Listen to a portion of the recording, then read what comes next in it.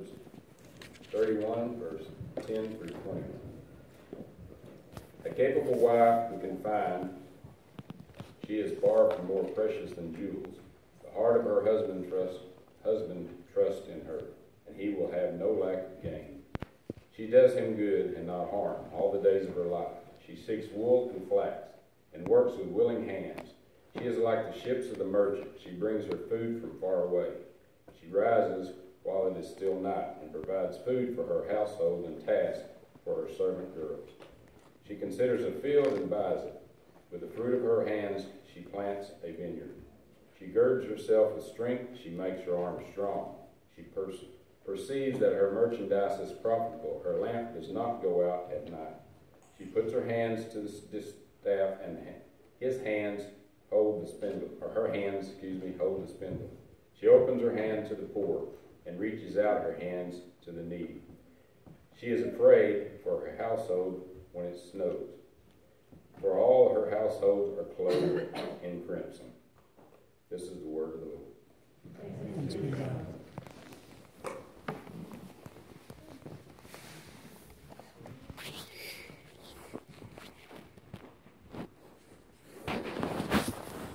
This month of October is what we're calling a stewardship month. Just a reminder of the need for stewardship and giving and caring for the church in all different ways, and all the different ways that we bring our talents and our finances and our time that we give, and then our prayers. Prayers are so very important. We're also doing a Bible study that is based on Wesley's earn or gain as much as you can, save as much as you can, and give as much as you can. And it began with a conversation about wisdom. What really is wisdom? And we had that conversation last week. And wisdom is not knowledge. Wisdom is a gift from God. Wisdom is one of those things that it's a piece of grace that is given to us to help us in life and to live that better life and to encourage us in life. The old the Greek word for word logos, Jesus, the word was with us, also resonated with the idea of wisdom is with us. And some of the early theologians considered the wisdom of God to be almost personified, a part of God that is given to us. And Jesus, of course, is that greatest revelation, the greatest gift of wisdom and teaching that we have had. And this week we went to the earn all you can, or as Wesley said, gain all you can. And I looked at that and I wondered, I wonder how I'm going to preach this. I mean, in some ways it's like preaching to the choir. We're Americans. We're really good at gaining. We're really good at making a living and building industry and putting together businesses and providing. Some are better than others, and some don't seem to make it into it. But generally, we are very good at the gaining part. The question that we have, and what Wesley was afraid for his people when he was preaching to them, was, can we get lost in our gain? Can we get so absorbed in our money that we lose sight of Christ? The wisdom of God is one of generosity and one of mercy and one of giving, but it's also that we should be able to gain all that we can in a fair way, in a just way, in a way that provides for our home and our family, in a way that provides for the people around us. Money is not evil. As we know, it's the love, the passion for money that can take over our soul and become more evil, because it pushes out God. It pushes out the love of other people. And we know that we're called to the great commandment to love the Lord your God with all your heart, mind, soul, basically everything that you are, right? And we're supposed to love each other in the same way. But we can't do that if we're loving our money and possessions more than we're loving God. And so it becomes a challenge for us. But Wesley understood that challenge, and he also understood how important money is, because he had a lot of ministries he wanted to do. he felt called to do. And of course, we're all in a capitalist world, and we celebrate that. But because we have the opportunity to gain, we also have the responsibility, if not by any other means, we have responsibility from God to be generous, to counter that part in our body and our soul and our mind, that we do not become caught up in greed and caught up in loving money and possessions and things more than we love God. And so when I get to looking at the scripture, and when I chose this particular proverb of the capable wife, I think those doing the children's message probably thought I was just picking on them, because it's not exactly an easy one to do for the children's message.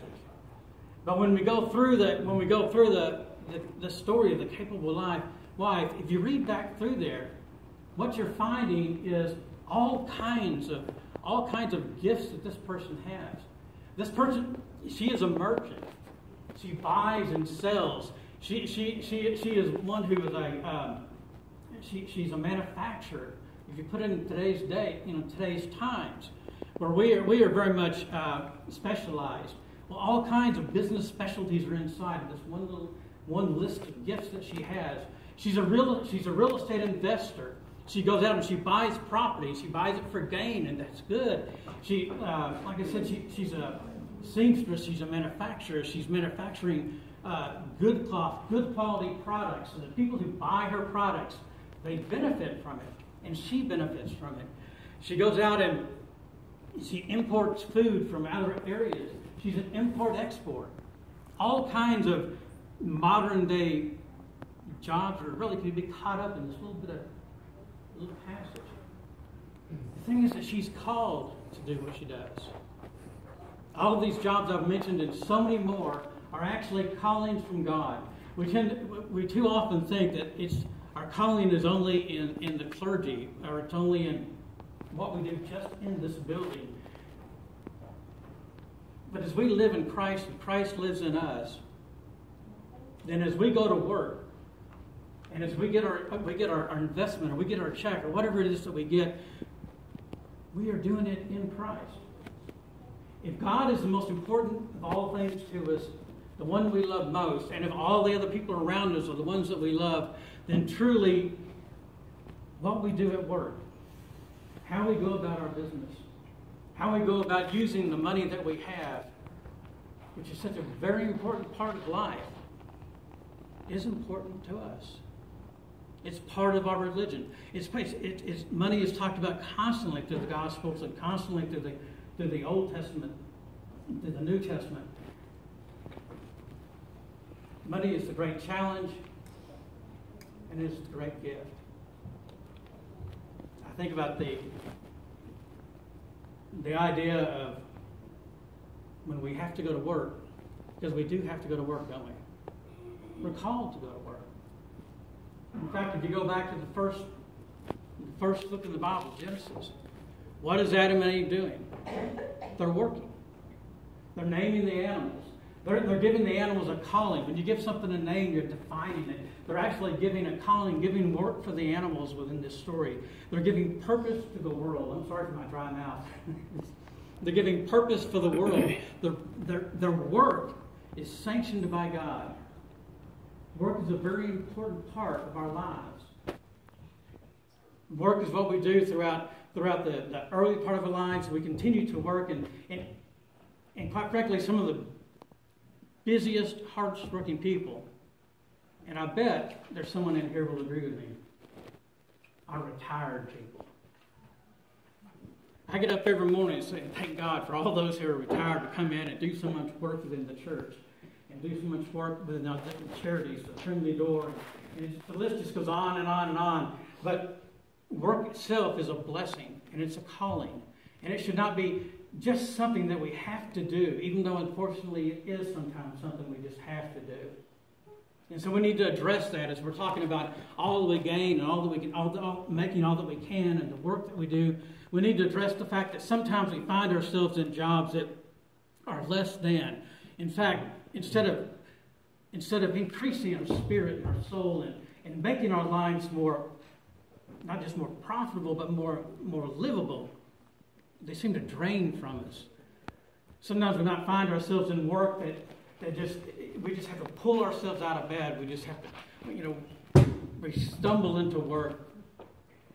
And sometimes it's because the work that we do is in itself life draining. Doesn't sustain life.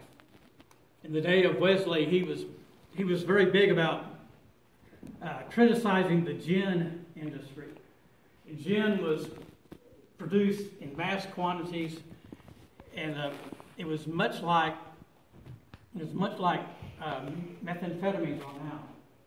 It's hard to imagine that, but it was affecting England in really a lot of the same ways. Gin had such a rate of addiction, especially among the poor, that it was just wiping out entire sections of the community.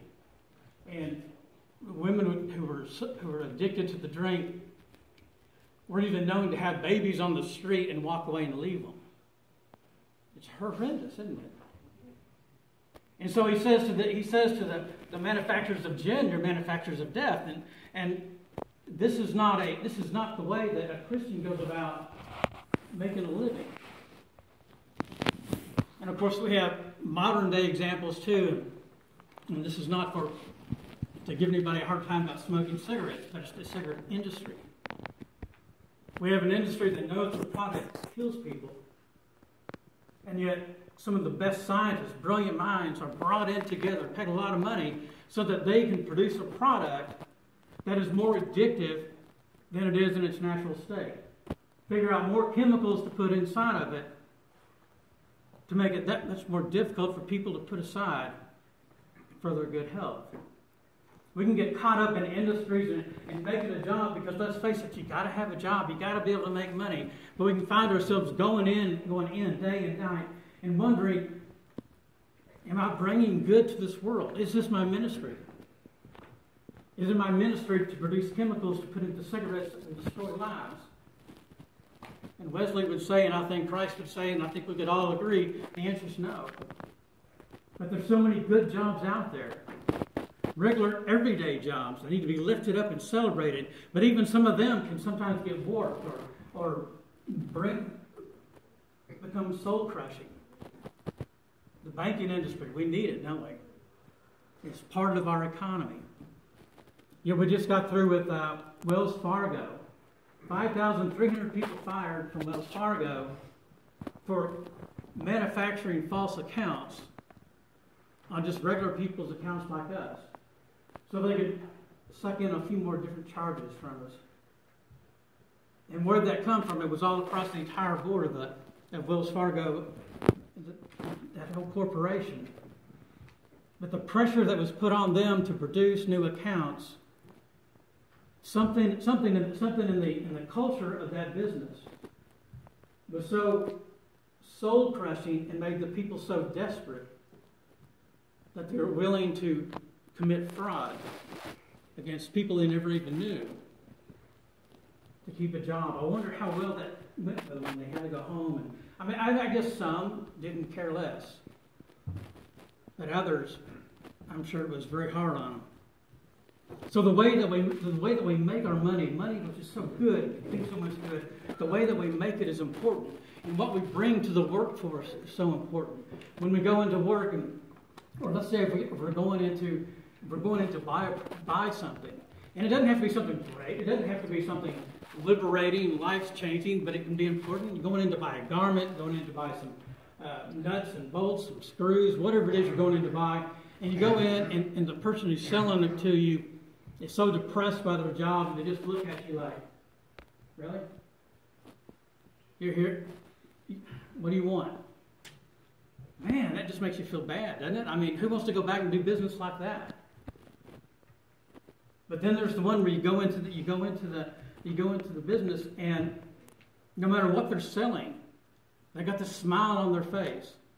They've got joy in their heart. And even though you might just be buying a shirt, or like I said, some nuts and bolts, or lumber, or whatever it is that you're picking up, that person seems to understand that God has put a mission in them. God has given them a calling that wherever they're at, They're going to produce the good of the gospel. They're going to interact with each and every person who will accept it in a loving and a kind way. Well, first of all, it's great for business. I know who I'm going to go back to. But second of all, it sustains our Christian call to be Christ-like, no matter what we're doing. We might tend to think that if we're going to really be a good Christian person and doing what we need to do in our call, that our call has to be in the ministry. No, each and every one of us are called. Read the list of what the woman was the Proverbs was bragging on. It's in all industry. It's in all walks of life. That we are called to do the best that we can. When people know that we're followers of Christ, they will be judging not only us in our performance, but they'll also be judging Christ on us. And we should remember that. We have an opportunity when we go to work to make money. We have an opportunity when we go to work to provide for our families. We have an opportunity when we go to work to provide products and services to everybody else that makes our whole world run so much better. And we have an opportunity to do ministry of Christ. But sometimes it's just difficult. And then there's the other side of it where, let's face it, there's some who think that the world just doesn't need their work, doesn't need their efforts.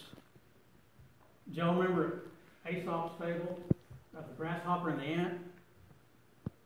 Okay, some smiles. You're already way above first service. Well, just a real quick synopsis on it.